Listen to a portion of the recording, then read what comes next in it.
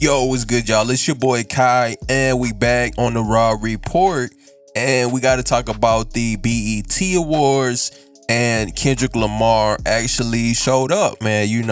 Historically, when people get to the level that Kendrick Lamar is on, man, the brother has a crazy run right now with the album, and he's winning every award. And historically, when people start getting on some superstar level, they don't even show up to the BET Awards.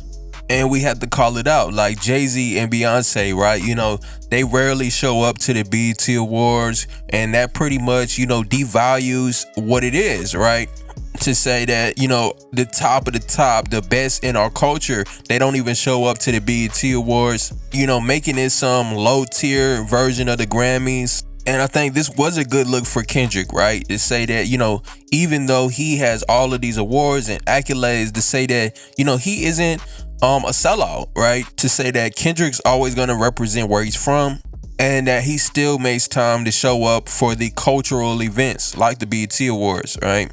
And one thing is, I really wish a BET Award meant just as much as a Grammy. But I really feel like the black artists have really devalued a BET Award, by not showing up, by not really taking it seriously, and it's really not holding weight like it should. Someone says, this is why the BET Awards will never matter. If they were smart, they wouldn't try to be a Disney minus version of the Grammys. When you stick to industry push narratives, you stay the little brother. In order to step out the shadows, you got to award the best music. It seems like the BET Awards, they just copy whatever is being acknowledged by the industry. They don't really do like how the Grammys do. The Grammys, they'll give a Grammy to somebody with 10,000 album sales, right? They might hit you with some out of the box winners, right? But the BET Awards is always predictable.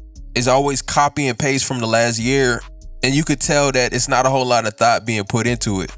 And our girl Doechii made some kind of a political statement, and she said something about Trump.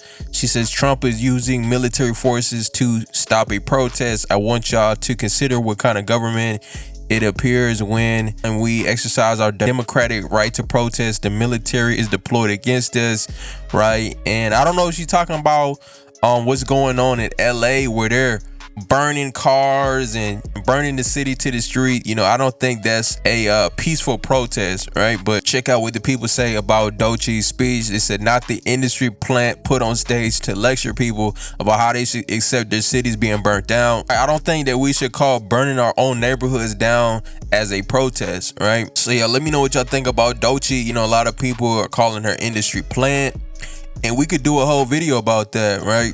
And I think that we should really put a hard definition on what a industry plant is. Then we could say that she is one or she isn't one. But I think the main thing is that, Doechii, she blew up on TikTok, right? So before people were really seeing her, they were just hearing her music, right? So a lot of people, probably know her songs, but they don't know her, right?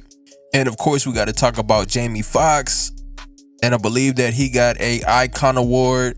And I think the funniest part of the night is when he roasted the hell out of Stevie Wonder. So it's really good to see Jamie Foxx back in good health and in good spirits after he was in a very serious medical condition in 2023, with some reports saying that he was on life support and everything like that.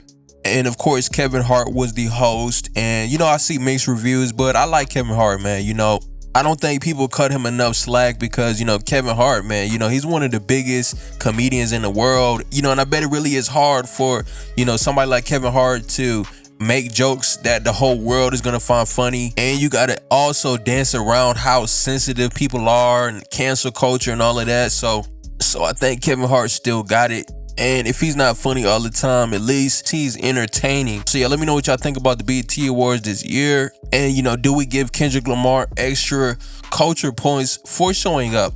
Think about anybody else who's on this kind of level, right? The Jay-Z's, the Kanye's, the, Beyonce's, after you have, mainstream success like that, coming back to a show where, what would be seen like beneath you, is a big deal, right? I think Kendrick just broke the record for, Not Like Us having the most streams like of a hip hop song ever, right?